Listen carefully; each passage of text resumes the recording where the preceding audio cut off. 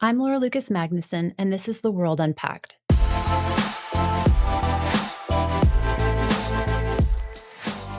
Five of the 10 countries in the world with the highest rates of COVID-19 infection and the most deaths from it are located in Latin America. Governments throughout Latin America face a double challenge, limiting the spread of the virus and its economic devastation. Latin America is unlikely to become a top priority for the next U.S. administration, with perhaps the exception of the immigration issue. But after 4 years of being largely ignored, there's the expectation that it will again be on the radar. Instead, Bolsonaro made an indirect swipe on Tuesday at the new U.S. president-elect, who he thinks will take a tougher approach to the climate crisis. Biden is expected to put Amazon deforestation and human rights at the top of his agenda with Brazil. Protests erupted after former President Martín Vizcarra was impeached and removed from office last Monday. Peruvians questioned the legitimacy of the new government.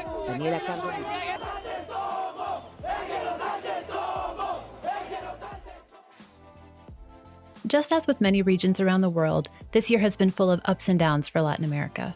To help us unpack the latest from the region, our guest today is Muni Jensen. Muni co-hosts the Altamar podcast and is a political risk consultant, columnist, and former diplomat from Colombia. Muni, thanks for joining us. Thank you for having me. So Muni, we have a new president-elect here in the United States, and we are anticipating significant changes to U.S. foreign policy from the Biden administration. How did countries across Latin America respond to Biden's victory?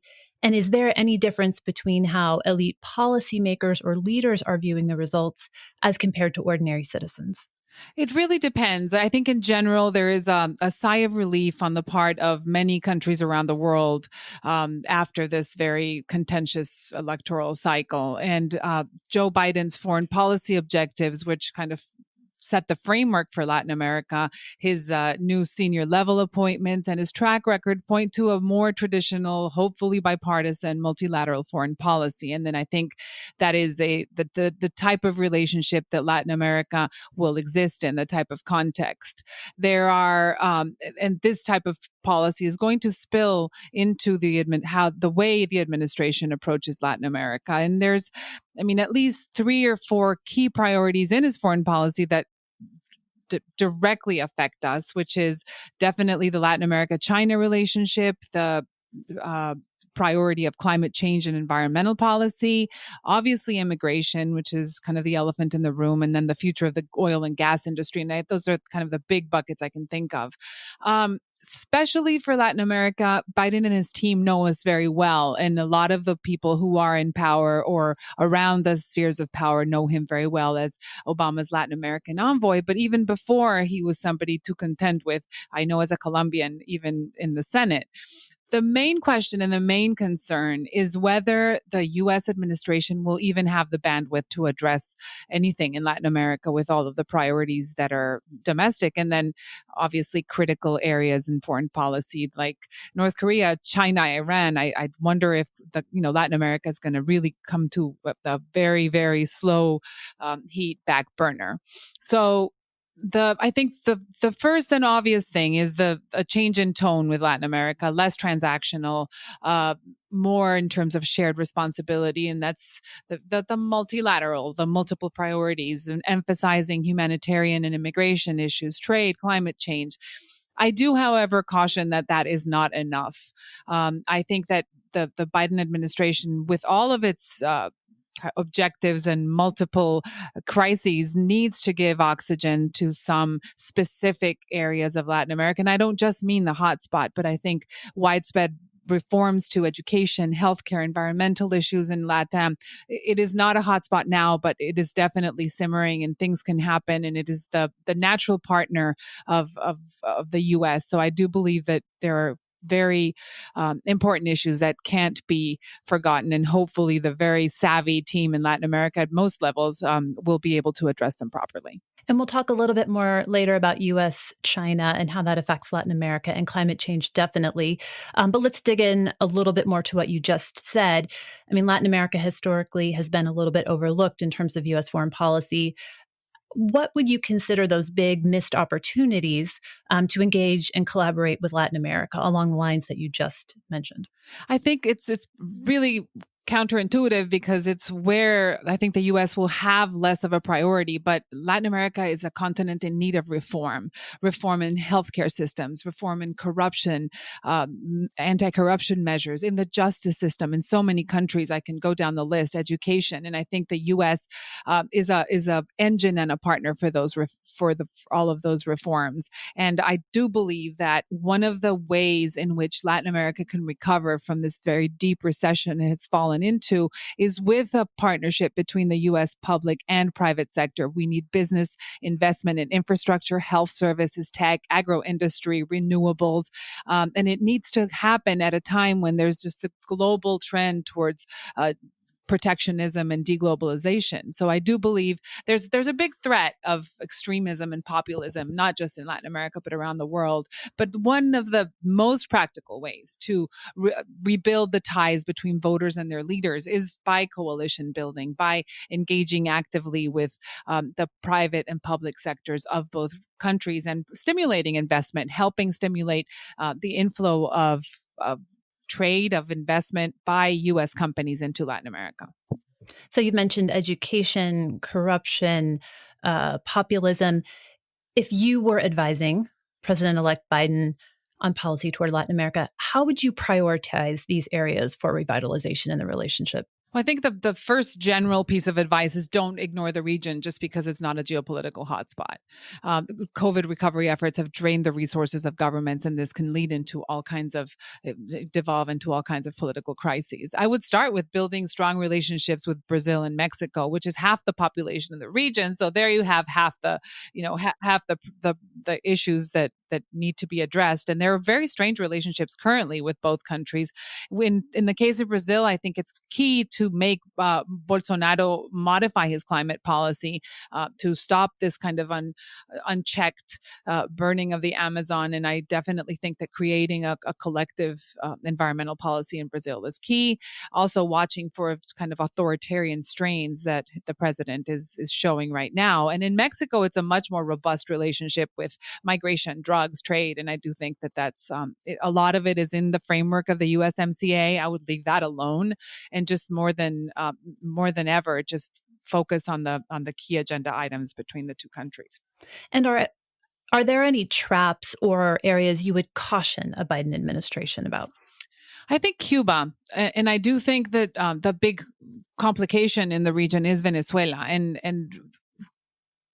sending the message to Latin America that the Biden administration will just resume conversations with Cuba as they were in the Obama administration is not completely well received. I think most people, especially in Andean countries, and especially the closer you are to Venezuela, believes that Cuba can be the vehicle towards a democracy or some sort of democracy for Venezuela. And I think the relationship with Cuba can't just restart immediately without having some difficult conversations on the table about Venezuela. And the other, and this is very close to home, the other issue that sometimes has either been overlooked or just transformed is drug policy that takes into account interdiction prevention, reduction of coca production, not just as a socioeconomic problem, but as a security issue that is turned into a transnational criminal organization. And speaking of Venezuela and Cuba, we rarely see foreign policy as having a real impact on voter preferences in the United States. But this year, we've seen some data that suggests politics in Venezuela and Cuba, namely legacies of socialism and communism, were impactful for certain voters, especially in Florida. How do you interpret that? And what do you think it portends for future electoral politics in the United States or for the Biden administration? Well, I want to start by saying that Hispanic voters are very much misunderstood by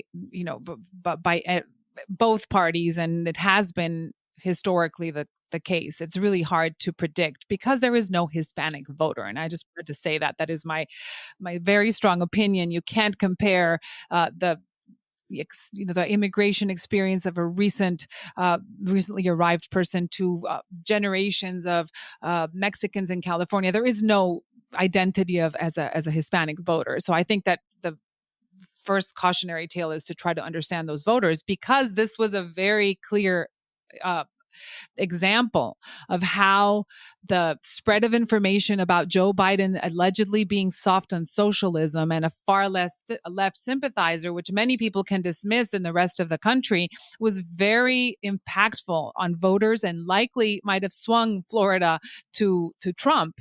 And by targeting Colombian, Venezuelan, and Cuban American voters who are now terrified of far left parties and the inroads they could cause in the region, they managed to raise a lot of enthusiasm, even among Colombian officials. And I'm very upset about this, because these isolated incidents, and they were isolated incidents, but they were true, led politicians from these countries, and specifically from Colombia, to interfere in the election, something that's like a no-no. I was a diplomat for 6 years. No, I couldn't have talked on, with you guys if I was at the embassy at all. Never interfere in electoral politics. And they did. And it broke the beautiful trend that Colombia has held for decades of having a bipartisan relationship on both sides, presidents of all walks of life in either side, and looking for these common goals. And by the fact that broke means that some targeted fear-mongering was taking place that I think the Biden campaign perhaps underestimated the strength of the fear of the return to socialism, to left-wing rule in the region. And that was enough to activate a number of voters. And implications for the relationships the Biden administration will have to build and rebuild to come.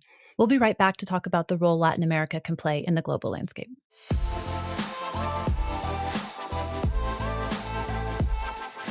We'd like to tell you about Seeking Peace, a podcast that tells the incredible stories of women peace builders from around the world, produced by Georgetown University. Tune in to hear a brand new season produced in collaboration with UN Women.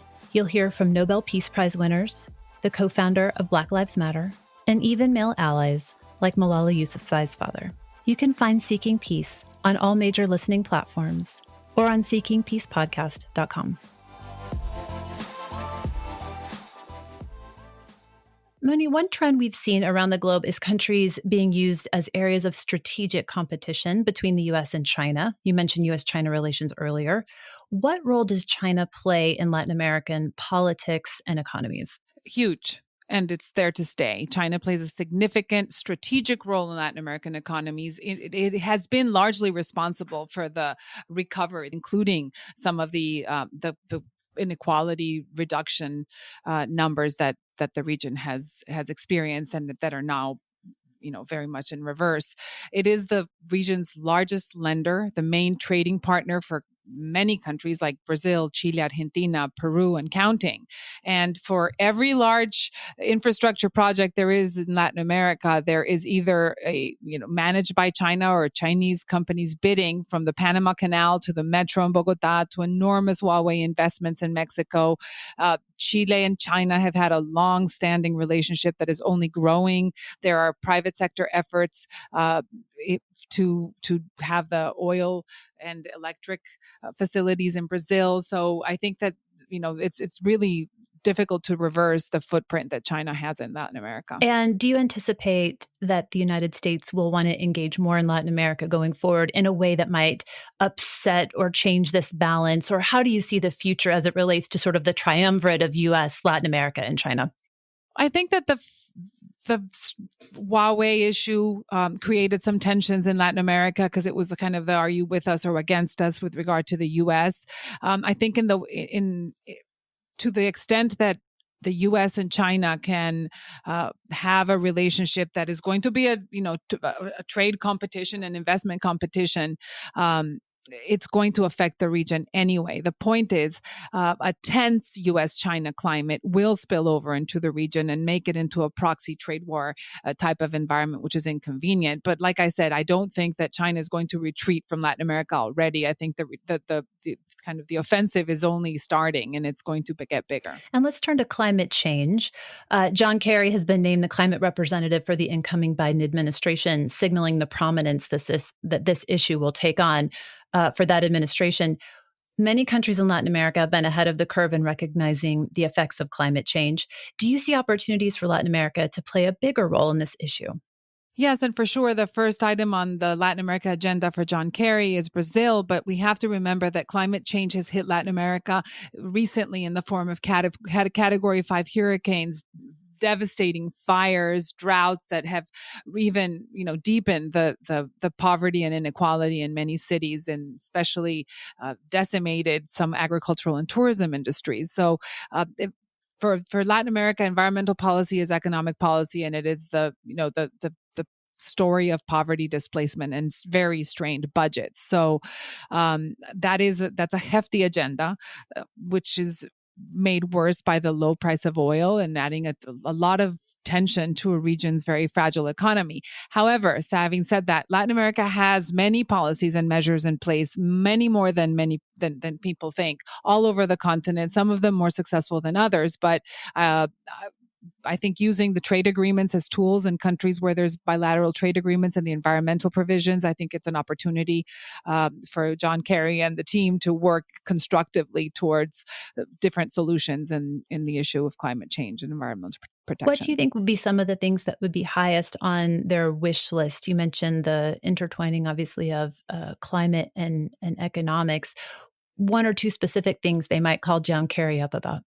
I think there's help needed in mitigation and control of disaster areas. I believe that help in drafting policies that are worldwide benchmarks is something important. I think stimulus in renewable energy and investment in renewables and in environmentally sustainable companies is also a good way. I always believe the private sector is one of the engines of growth for everywhere. And I think that the more the U.S. private sector invests in Latin America, the more some of these government challenges can be resolved. Let's turn a little bit to the idea of democracy. Democracy's been under threat, I think, around the world. That's fair to say. And certainly in the United States, we've seen the sitting U.S. president try to reject the results of a democratic election. How do you think that leaders in Latin America are interpreting this particular series of events? And do you think there are consequences to U.S. legitimacy in the eyes of Latin American leaders and people? U.S. legitimacy has been questioned all over the world in the past few years. The retreat of the U.S. from the global table has left a huge vacuum in global policy, and not just in countries, but large institutions like the UN, like WHO, like the Paris Agreement, even NATO, even kind of G20. The return of the U.S. is viewed as a positive note in most countries and institutions. There are stories saying that Angela Merkel is still in power and has not resigned because she believes that there's this whole Richard Haas idea of the world in disarray. And I think that even in the last 4 years, there have been, however, relationships that have been built with the U.S. that are important. There's a USMCA. There's a robust relationship with Colombia that has not really changed, and there are still millions and millions of dollars in goods and services, and the partnership is still there. It is, however, a different world. We talked about China and how it's become an outsized player. We were looking at COVID, which has eclipsed decades of economic growth. Europe has stepped into that empty place on the table and taken over a lot of the regulatory framework. There's this whole Russia-China self-interested partnership, and there's a whole realigning of the Middle East. So there's a lot going on in the past 4 years that the Biden administration is going to inherit. What's concerning is some of the non-democratic behaviors during the transition, for instance, are familiar to Latin America and very surprising from a country that has tried to export its democracy like the U.S. But I do think that phenomena in Latin America occur no matter who is in power in the U.S. They're more of what happens there is more a reflection of discontent, disenfranchisement, and the polarization that's present all over the world. I do believe that the slowing of the rhetoric and the kind of multilateral approach will be soothing, and it will be positive for many countries. We'll be right back to do a deep dive into some of the current events impacting the region.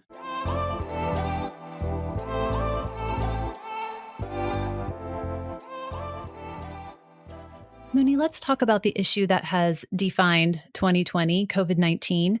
Like the United States, the Latin American region has been ravaged by the pandemic with more than 23 million infections, nearly 700,000 deaths. Brazil, for example, is third in the world in new coronavirus cases. And we've seen mixed responses from leadership, with President Bolsonaro repeatedly downplaying the severity of the virus. From your vantage, what are the biggest concerns for Latin America right now? Well, Latin America is one of the hardest hit regions in every way from COVID and its impact. I think it's a triple threat. It's obviously a gigantic health crisis. It is an economic breakdown that has slowed a very positive recovery, and it's really not clear how and when the region will recover. There are countries that have double-digit negative GDPs, and there are some that are not even going to recover in 2021, 2022. It's really a complicated situation. That the third part of the threat is the populist fuel this could add in the beginning of an electoral cycle in the region. So it's very concerning.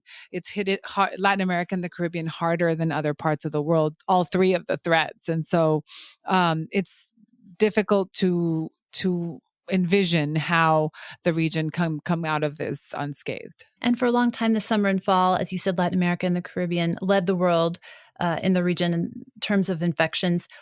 What factors exacerbated the spread of the virus? There's two structural characteristics of Latin America and the Caribbean that have contributed to this larger economic impact and health impact. And it has to do with the labor force. More people comparatively work in activities that A, require close physical proximity, and B, makes it impossible to telework. And so there's about, the numbers I looked, about 45% of jobs are in contact intensive sectors. So we're talking retail, restaurants, public transportation, where the percentage in emerging markets, it's 30%. So it's really high. So 1 in 5 jobs can be done remotely. And half the share of it's half of what emerging world averages are. So there's two complicated features. And this is only the percentage of the formal labor force, and without taking into account the informal economy, which in countries like Peru is over 50% of the workforce, and in Colombia and Central America is also makes it very difficult to measure and count the risk of contagion, the risk of economic collapse, and the risk of the difficulty of a incomplete health sector to cover the needs of all of these fragile, vulnerable populations. And while the region and world continue to grapple with the pandemic, we've also seen social and economic tensions erupt into protests in Buenos Aires, Bolivia, Brazil, Colombia. You're from Colombia. What drove the protest movement there and elsewhere, if you want to comment on those? And how does it really compare? How did the protests compare across the region, I guess?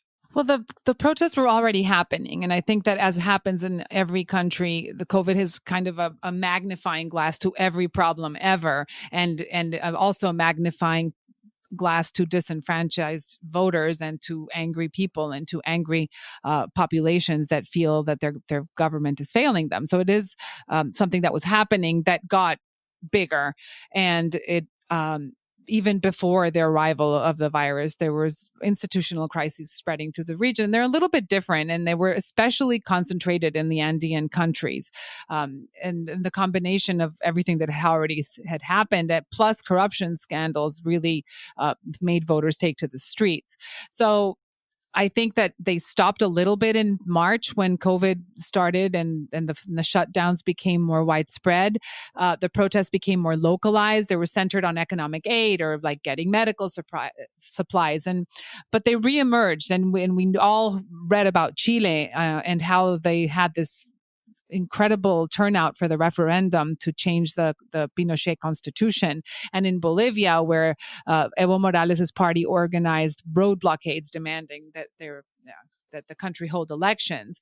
There were also some in the southern cone in Brazil, Argentina, also in Mexico. It seemed like the whole region was angry. There was a lot of backlash against police violence and public security forces violence. So it was, I think it's been brewing for a long time. In Mexico, there was a front against AMLO, and there were anti-government caravans. And in Argentina, Mexico and Argentina were a lot of just really angry middle-class protesters. Colombia was a little bit different. In Colombia, people are angry about a lot of things, but fewer groups of people are angry about specific things. Police violence, against labor reforms, against the implementation of foreign against the implementation of the 2016 peace deal, about Duque's economic reforms, about social leaders assassinated, neglect of rural areas. The list is really, really long. There were obviously many legitimate outbreaks of peaceful demonstration, but there was some documented orchestration from the left, especially from ELN and FARC guerrilla dissident infiltration. So some of it was spontaneous among the young, and then something was a lot more organized with kind of nefarious intentions. There was the very widely covered indigenous Minga representatives from Southwest Colombia looking to protect their territory. So I think that as institutions, and this is again all over the world, as institutions are not vehicles for discontent, people just throw themselves to the street. Yeah, it's certainly been a theme of this podcast. We talked about protests in Hong Kong and Lebanon, sort of both stymied in some ways, but also accelerated by coronavirus and the merging of all of these issues. There have been some other concerns in the region. We've seen Peru in the news. And for our listeners who may not have been following this closely, it can be hard to keep up. Over the last few weeks, we saw the president removed in what is widely recognized as a coup, and that controversial removal sparked protests. We've since seen two different men assume the presidency. Where do things stand now? It's hard to tell. The new president that has been kind of a pacifier to putting out the flames has only been a few weeks in power. It seems like there are some consensus building in at least with the population. A big problem with Peru, and I remember this even from college, is that the legislature is has very little credibility and is populated by people who shouldn't, even walk free. So there's a lot of and they're powerful. They are those who basically brought the President Martin Vizcarra to his resignation. So I think until Peru really undergoes a very sophisticated and structured political reform, these kinds of things are going to continue to happen.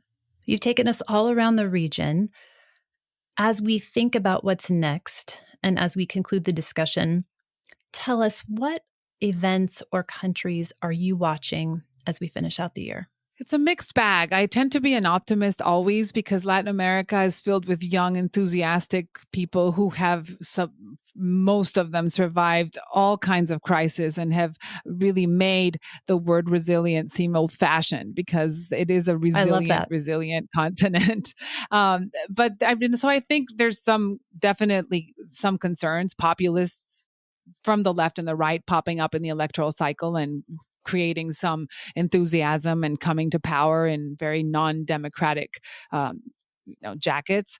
On the positive, the Northern Triangle seems to be aligning on common goals between the private and the public sector. And these are kind of weak signals at regional integration, something this region is very bad at. So in the way that they could address their common problems together, that's good. I am overly optimistic, but I do believe that this crisis will spur some reforms in much needed sectors. We've talked about this in rule of law, in political systems and electoral systems, in healthcare, education, etc. And then I would underline a renewed role for the private sector to fill in where governments fail, both in country and, since we're talking about the U.S. as well, I think there's a big space for U.S. companies to come into Colombia and create partnerships with their counterparts. Well, Moni, it's been great to talk with you. And as the incoming Biden administration finds its footing, hopefully we can have you back to dive deep into the relationships of one of these specific countries. And we appreciate your time. Thank you. Happy to be here. Thank you so much. Till next time. Thank you for listening to The World Unpacked, produced by the Carnegie Endowment for International Peace. We're grateful for your listen and eager for your feedback. We welcome your emails at podcasts@ceip.org. And please rate and review us on iTunes, Spotify, or wherever you get your podcasts. You can find me, Laura Lucas Magnuson, on Twitter @Laura L. Magnuson. These discussions are only made possible by our wonderful team behind the pod. Our audio engineer is Tim Martin, and our executive producer is Maya Krishna Rogers. We'll see you next time.